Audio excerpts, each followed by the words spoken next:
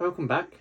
My name's Tris and this is Double O'Neill, and this layout is my shunting layout that I've been doing. We now have a fully functioning layout where we can run diesels across all of the points, nothing shorts out. We've got the electrofrog sections with the switching, so then we power them the right way with the sections powered.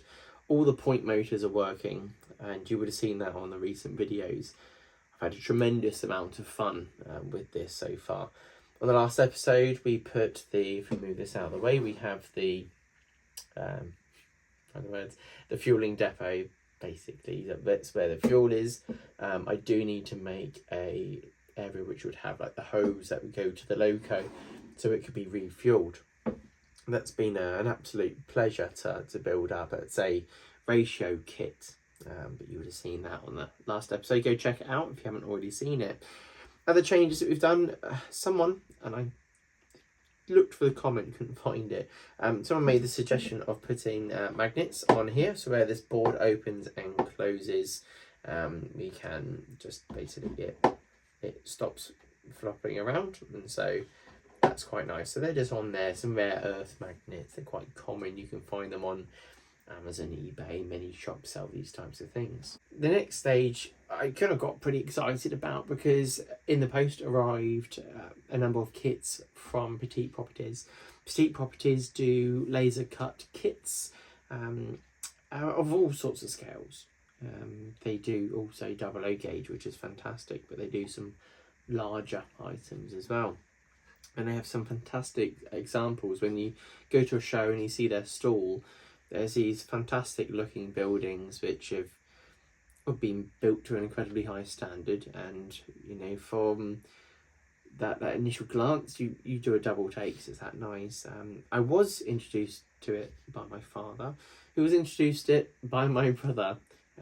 Also Dan Everson, I understand when he got into the hobby, it's from Tunnel Lane, who does the commission paintings and railways and things like that. When he got into the hobby again, he did build one of his buildings and really enjoyed it, and that was kind of his, I wouldn't say stepping stone into doing model railways, but it was kind of got him into the hobby a bit more. I started doing some building with these, so we've got the workshopy type things. I need to finish it, but basically it's a wooden construction.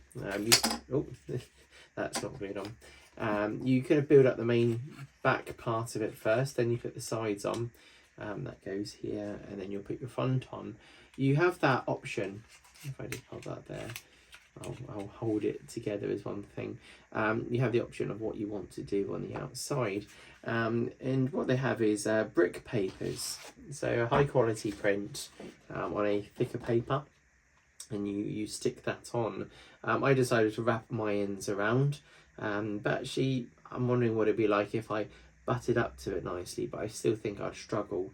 So I'm going to be sticking that on all of these. Fantastic prices as well, like $6.99 here. Go check out the website. It's petite-properties or petite-properties.com. And yeah, you get this is Harper's Yard, which is this one. I knew I bought one ages ago and I couldn't find it, and then after this turned up I found that one. This is our kit. I will go through basically the various stages of building, but basically the main construction. It's really simple. On this one, not many pieces. So we've got B. We have a little look at where the little pip is, that's just here. We can see that that's pointing up on this one. So this simply drops in place into here. And then we're going to drop some super glue on. You can use wood glue, but we speed up the process when we use super glue. So we just add a little bit to the edges, and then we hold it for a few moments whilst that dries.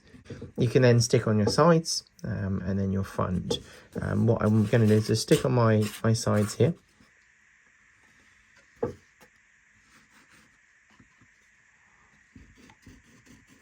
Here we have the brick paper. This is the Petite Properties brick paper.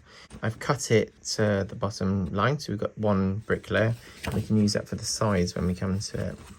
Obviously the surface that you work on, try to make sure that that's clean, because we're going to be popping this down here, and obviously this is going to be the front of it, so we want to stick it like this, the nice things with their builds is you could flip whichever way you want to do it. Basically, I just use the glue to kind of run around, not the glue, the nozzle to run it round. Because the bit that hung out over the edge, when I did it, I had the issue where it created like a lump that was kind of not super easy to wipe off. But what I'm going to do is because I've got that on there, let's use tissue to spread it around, and the tissue will at the same time mop up the excess. So hopefully that works out nicely. Run that across there, across there. So all I do is I bring this down here, bring that to that bottom edge, and then stick that on there.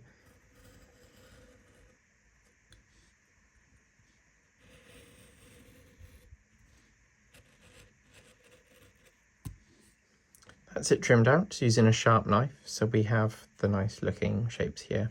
So I'm going to stick this on the front now, and we'll try and add the sides on and see how that works out.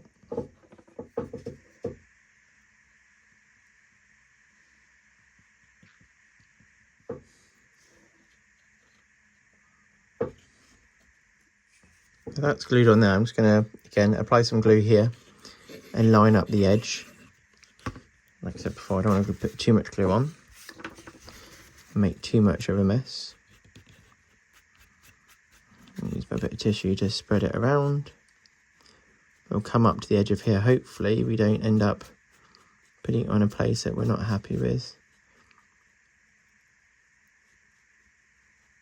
Okay, I'm just coming up to here. As you can see,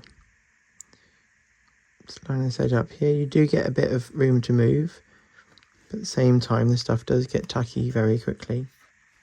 So that's now together. So obviously we can see this white line. It looks more evident as well because cameras pick up white quite aggressively, but it's actually not that bad. What we're going to do is at the later stage when we're doing painting is deal with that with basically the weathering stage of things, and like brownie weathering powder just touching in there to discolour it, I guess. That's the plan. So the next stage after that is to add like these windows and things like that. So here's one I prepared earlier. This is Harper's, I can't remember the whole name of it, Harper something, that's on my other paperwork. So Harper's Yard, and basically you've got the acetal sheets and they stick to doors and frames and things like that. And then you have the outside frame, you can stick that on, we stick the doors on, the other bits. And this rubbery glue, it's okay, but you have to be really careful with it, otherwise it goes on top of the bit you're going to paint and things get sharp too much. So I'm actually moving to super glue, I think, for doing a lot of it. I think the rubberized glue is good for sticking this on maybe. But you can see here a shiny point just there. For when I was putting this on, I was a bit messy and it dropped down there, and I know it's not friendly. So what I'm going to do is get the 3 buildings up to this standard, and then I want to do the roof, adding the tiles, and then eventually we'll paint it. All 3 buildings are together. Really happy with how these look. What I've done on the roofs, because we could do some bits with them. I don't want to glue them down. I want to be able to just drop them on. Maybe put some magnets on later so it stays on there and we can take it off, and maybe put some stuff in here with some lights or something like that. These are the roof tiles. I'm going to have a go at assembling them. I haven't done them before, so what I'll do is do a roof, and then I'm going to come back to you and let you know how I got on with it and explain a bit more about it. So a little time has passed and I've put these tiles on. There's a little top one which acts as I guess the lead bit or whatever it is would be on there. I think what I will do is, especially after finishing all this and painting it, is then add some guttering afterwards. But I don't know, even though this isn't the right colour, they look really great. I did wonder how it would look, but no, it was very nice. So I'm going to show you how we did it. And I'll probably do it on the shorter roof because it's an easier example to do it on. So what we do, we've got this layer here, and that will basically just go on here.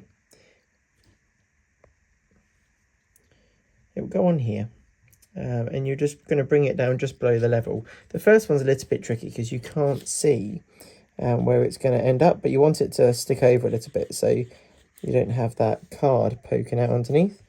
Just go up high enough that it's not going to have the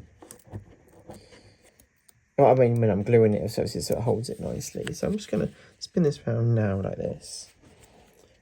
I'm going to come over here and then just touch on with the glue to begin with, and then I'll flip it over.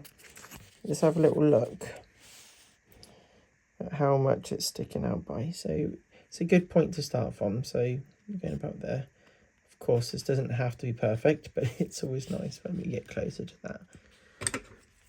Like I said, we're going to slice it off with a knife, nice straight line.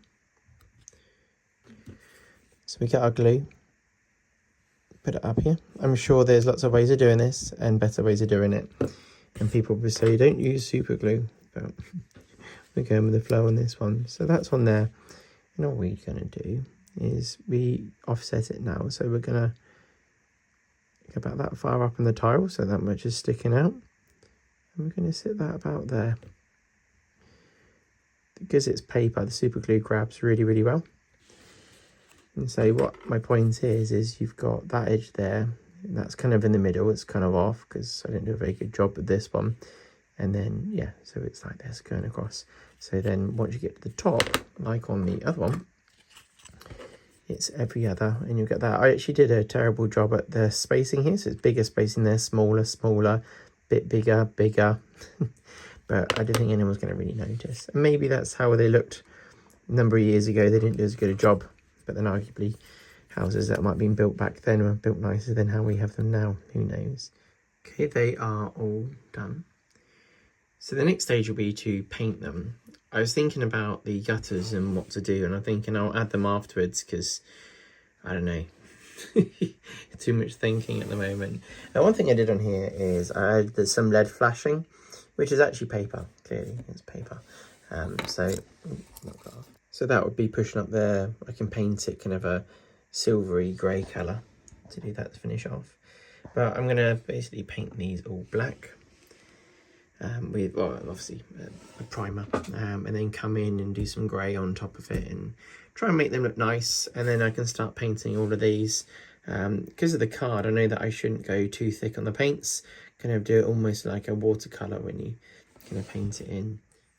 So the colour I brought up from the black spray paint, I've been kind of dusting layers and other coats of well, obviously colours on here. So what you end up doing is you're offering lots of different colours, and then eventually you go to the route of dry brushing. You want to get the tips of the basically all the corners and everything. That will make it look a bit brighter. Obviously you want to get a bit of, let's call it white.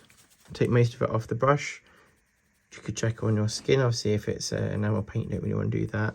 There's not a lot on here, but I can kind of scrub this in and it just capture all the textures, all the tops, and you end up having with this nice dusty white. So if we look at all of them, like with it together, kind of looks kind of smart. Let's put them back here. What we need to do now is paint all our doors. I think I'll go for like a green, a brown and a blue.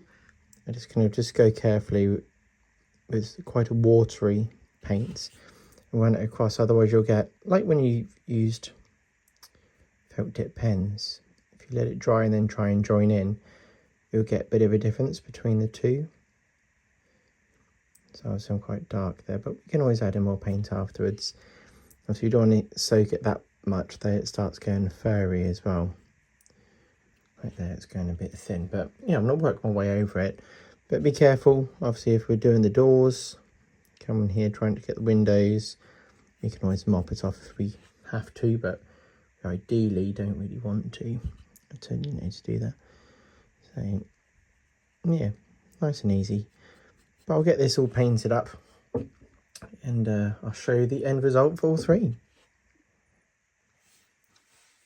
So this is job done. I was thinking about the gutters and I feel like I will do them another day. Really pleased with how these have come together and I want to put them on the layout. So I'm going to show you these quickly up close and then we can place them on there.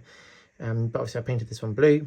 Done some kind of like weathering in here just to show a bit of weather worn on that. Obviously I could come back and I can weather the walls and stuff like that. But I'm not super confident, but when that sits there, it looks nice. Then we got this one with the kind of reddy browny colour.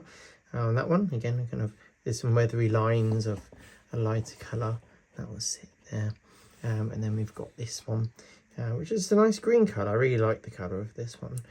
Obviously, I've got access to the loft, so I can do things in here. I can add lights or whatever I want, and someone looking out the window or whatever. But that's these. Let's drop them on the layout and see how that will look.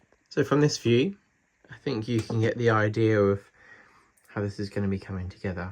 Really happy. I feel like I need one more building on this. I might have a look on their website and get something more. Absolutely love building them up. Very enjoyable. I'm just going to roll on a bit closer. It's in my chair at the moment. Looking at these, I feel like I need like a gap each side. So then you'd have room for them to have like as access to something that's behind. You need to have a little think, maybe put a little fence and a gate up or whatever. Or, you know, it might need enough room to park a car. You might have a car parked outside, so have like a alleyway of something like this alongside each building. Then they can access behind. The question would be, if I was at a show, you know, what do I use to represent behind there? Do I just put a bit of black card up that comes up to a certain height, put a car there chopped in half, you know, pushed back, poking out? Who knows? I don't know. Either way, this is great. Again, we've got this bit here. What do we put behind there? Do I have a van like with its nose in this hole, and all you can see is the back of the van like just flush with there, and then we could blank that off? So that's kind of fun, right? I don't know what you think on that, but these Petite Properties buildings are wonderful. Really, really pleased I've built them up. I don't think I can build them as nicely as, well, not build, but paint them up as nicely as what I saw on the display bits, but they've had some practice. I think if I did some weathering, that would transform it. But with the fuel supply over there and the buildings here, we're starting to get something that's resembling a proper layout. So I'm going to pop it on this view. Yeah, I'm really happy with that. This is the view that people would see, so I'd be sitting behind it. But I'm kind of honestly really, really pleased with how this is coming on. So I think the next episode, I really want to try and get the fuel to the loco. That'd be really cool. And then look at what we can do with that area over there. What's going to be in here? Are we going to have a signal, little semaphore, to tell them that they can leave or come in or something like that? I don't know. But I'd like to do something, because we can wire that up and use one of the ports, because we've got a port left on our switch box that we've got for, actually there's the point actually turn thing, so the capacitor was charged up. But either way, we've got our plugs, our switches here, and so one of them's open, so I'm thinking we could use that to have a semaphore signal over there, just to say you can leave, basically. So yeah, and let me know what you think in the comments. But thank you for subscribing, commenting, liking, becoming a channel member, or becoming a patron. You've all been very supportive.